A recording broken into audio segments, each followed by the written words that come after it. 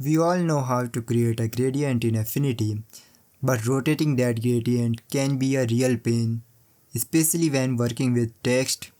In this video, I will show you how to create and rotate gradient on both shapes and text. Let's start with this rectangle. I will create a gradient by clicking the fill color icon, choosing gradient and choosing colors to create the gradient.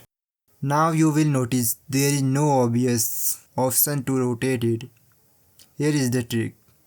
Select the rectangle, then choose the fill tool or simply press G on your keyboard. The gradient handles will appear and you can drag them to rotate and adjust the gradient exactly how you want. The same method works for text. Apply a gradient to your text.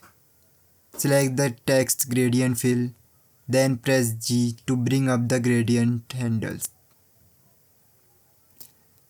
From there, you can rotate and position the gradients just like you did with the rectangle. And that's it, a quick and easy way to rotate gradients in both shapes and text in Affinity. If you found this video helpful, don't forget to leave a like and subscribe for more Affinity tutorials and tips. Thanks for watching.